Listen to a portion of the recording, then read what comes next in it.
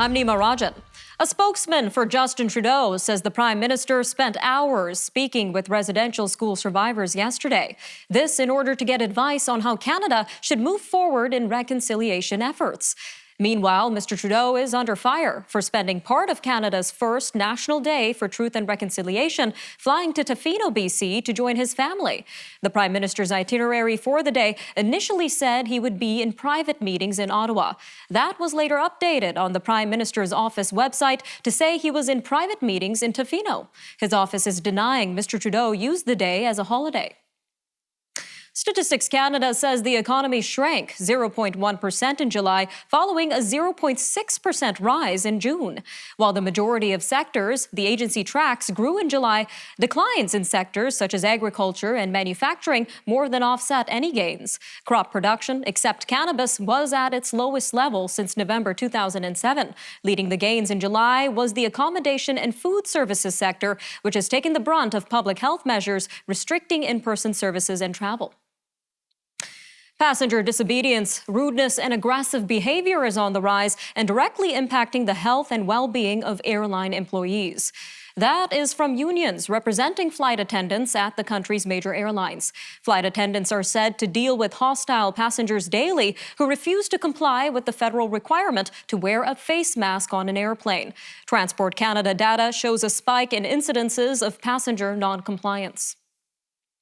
Families of Canadians trapped in Syria are turning to the federal court to force Ottawa to help them repatriate their relatives. The court filing says the government's refusal to act amounts to breaches of the Charter of Rights and Freedoms and other acts. The trapped Canadians include more than a dozen children. They are among the estimated thousands of foreign nationals held in camps in northern Syria by Kurdish forces. The Métis National Council has elected its first new leader in many years. Cassidy Caron, who previously served as youth minister with the Métis Nation of BC, is the first woman to take the role. Former President Clement Chartier had held the position since 2003. But in recent years, there was internal turmoil with regional leaders calling for his resignation. Another BC school board has joined the list of districts introducing new mask mandates. The rules include students from kindergarten to grade 3 under the mask mandate, which starts on Monday. The Burnaby School District joins Vancouver and Surrey in the move. The BC Teachers Federation and a parent-led group called Safe Schools Coalition BC are calling for an across-the-board mandate for all 60 school districts in the province. Alberta is accepting help from the federal government and other provinces as COVID-19 cases rise. Premier Jason Kenney says intensive care unit trained staff are being deployed to Alberta from the Canadian Armed Forces, the Canadian Red Cross, and Newfoundland and Labrador. He has also asked Ottawa to provide an inventory of the Johnson & Johnson COVID-19 vaccine, as he says many unvaccinated Albertans have shown interest. Saskatchewan's proof of vaccination policy is now in effect. Starting today, residents will have to show they've been immunized or have had a negative COVID-19 test to access several businesses and event venues. Public service employees are also required to provide proof of vaccination or a negative COVID-19 test result at least every 7 days. Quebec's proposed overhaul of its French language charter is under the microscope at legislative hearings. Participants at this week's hearings have raised concerns about the bill's effect on English speakers and the independence of the judiciary. But Premier François Legault has described its proposed reforms as a reasonable response to studies by Quebec's French language office. The studies indicate French is on the decline in the province, particularly in Montreal. The Legault government has invoked the Canadian Constitution's notwithstanding clause to shield the bill from charter challenges. Labrador's Innu Nation has resolved a dispute with the federal and Newfoundland and Labrador government over the refinancing deal for the Muskrat Falls hydroelectricity project. The two governments have agreed to consult the Innu Nation about any financial restructuring of hydroelectric projects on the Lower Churchill River. It had filed a lawsuit and applied for an injunction against the $5.2 billion refinancing deal in August, saying it had been left out of the agreement announced in July. The Innu Nation says it will retract its legal action. Well, it's getting more expensive to bring home the bacon. In the last year alone, the price of bacon has jumped by almost 30%. Experts blame the record high spike on the same things that are causing other things to get more expensive, including pandemic-related supply chain issues. All right, we'll be right back after the break with a look at the future of Canada's submarine force. We'll have an interview with Dr. Jeffrey Collins on his recent report on submarine procurement. That and, of course, more news from around the world only on Forum Daily coming up next. So stay tuned. We'll be back after a short break.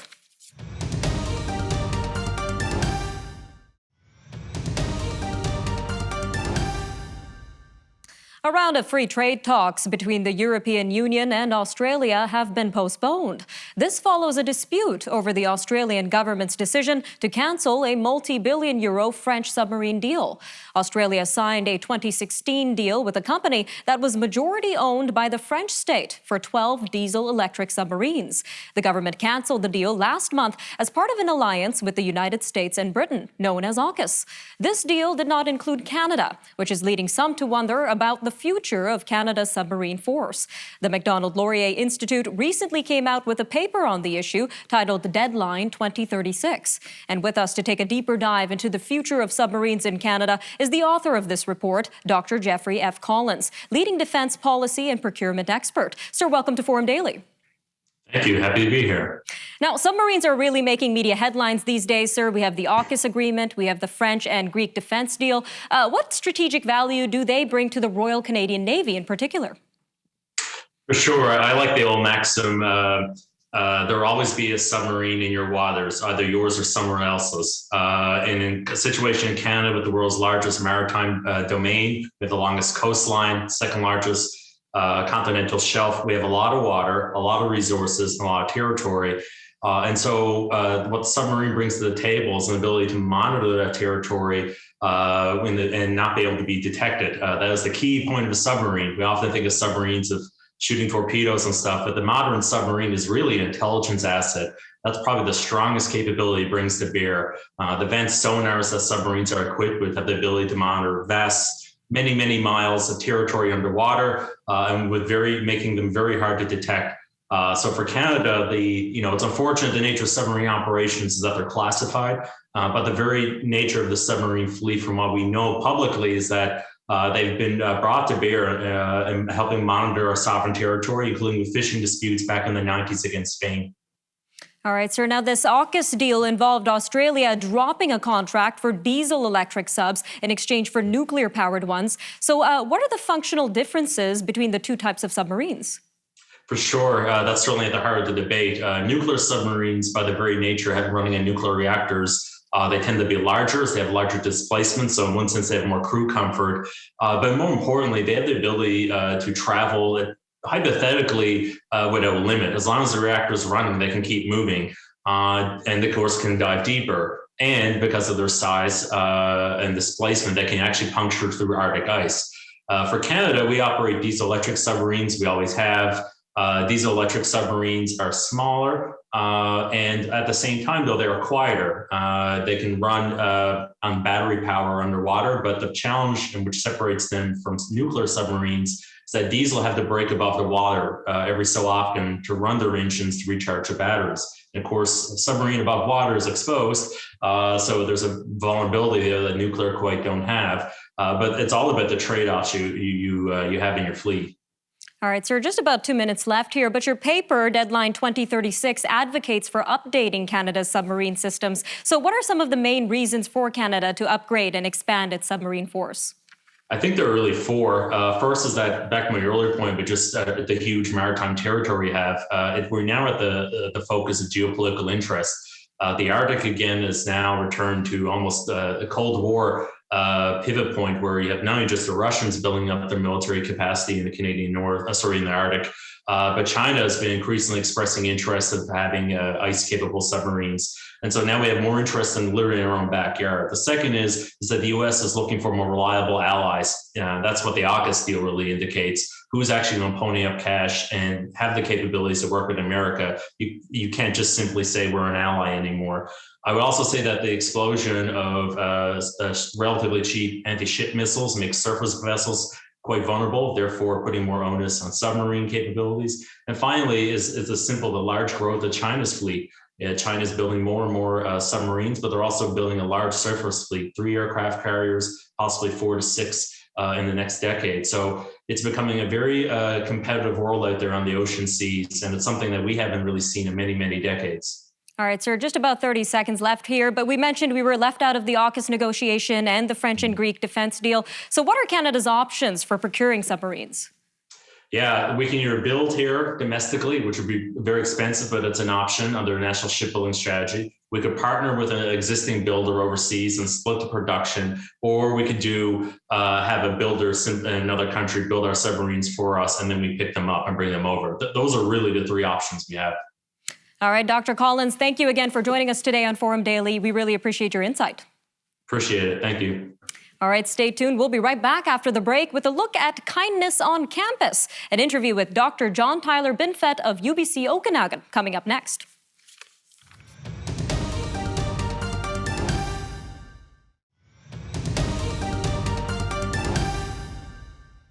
A little bit of kindness can go a long way, even in the classroom, and this includes the university classroom.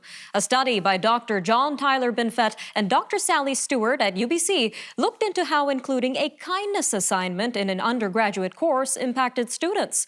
Dr. Binfet says being kind brings a number of benefits, like stress reduction, happiness, and peer acceptance. The participants of the study were asked to complete a number of acts of kindness, and those who did reported higher levels of in-person kindness and peer connectedness. The study was published in the Journal of Further and Higher Education. Well, joining us now to tell us more about this unique study is Dr. John Tyler Binfet himself. He is an associate professor at UBC Okanagan and director at the Center for Mindful Engagement. Doctor, welcome to Forum Daily. Good afternoon. Hello. Now, this is a very special assignment, sir. You don't really hear about kindness assignments in academic spaces. What inspired you and your team to conduct this study in the first place? Well, I had studied from kindergarten all the way up through high school to really sort of uncover and discover how students are kind. And so this was a area that was under-researched. Nobody had really asked university students what they thought about kindness and how they enacted kindness. So this was kind of extending our understanding of kindness across the spectrum.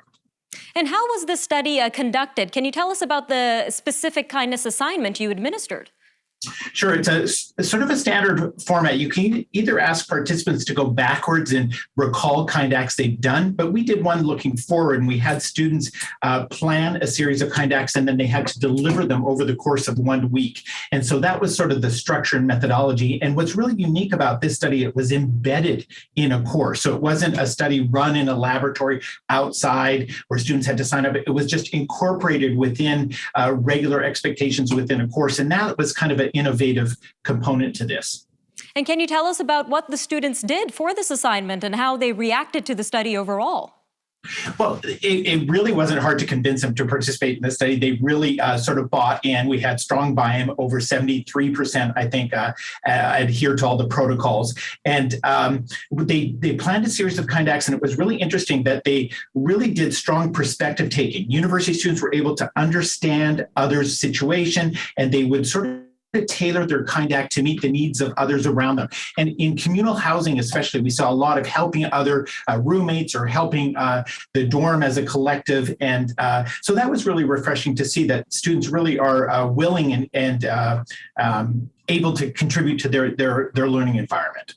Well, that is good to hear, Doctor. Just about 2.5 minutes left here, but what would you say are the key takeaways from this study's results? The key takeaway certainly is that older students are kind in the same way that younger students are kind. They help physically, they help emotionally, they give of their time, they serve their community through different sort of what we call nuanced ways. And so to us, this is really interesting as scientists that we see kindness is pretty consistent across the age spectrum. And so that was a key takeaway for us. The other one was that professors or educators in post-secondary can help ensure students' mental health and well-being by integrating these little initiatives around kindness within their coursework where it's appropriate. It's not going to fit for all course content, but if there's opportunities and educators who are listening can think and be challenged by, could they incorporate a kindness assignment within or nest it within the expectations for their course. All right, sir. And what would you think are the long-term impacts of integrating kindness assignments in universities? I sort of see it, and I don't know what your viewers think, but I see university as being this last training ground of these young citizens, right? It's this last time where collectively we're sort of together and educators can have an impact on how people think and behave and maybe become future citizens in their own communities. So we demonstrated through this study that we can affect positive outcomes through this little kindness intervention. So I think the long-term effects are, it bodes well for future young Canadians who are leaving university. All right, sir, just about a minute left here, but what advice would you give to teachers or professors that are watching this and looking to integrate kindness assignments into their programs or curriculums? It'll sound a little bit selfish, but they can actually take care of their own well-being by looking after the well-being of their own students. And by doing assignments like this, you actually create this really welcoming and nurturing learning environment for everybody, including the instructors, right? So post-secondary ed can be a stressful setting, and we want to make sure we take care of stress reduction and take care of student well-being, but also educator well-being as well. All right, Dr. Binfet, thank you for joining us today on Forum Daily and sharing your study with us. Pleasure. Thank you for having me. All right, stay tuned, everyone. Up next, we will take a look at stories from around the world. U.S. senators grill a Facebook safety executive. Asian factories are being impacted by a variety of factors, and European inflation jumps to its highest since 2008 amid high energy prices. These stories and more coming up next.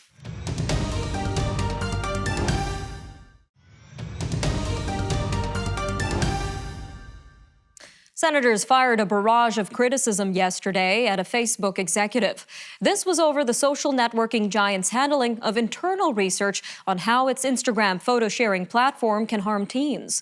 The lawmakers accused the massive social networking site of hiding the negative findings about Instagram.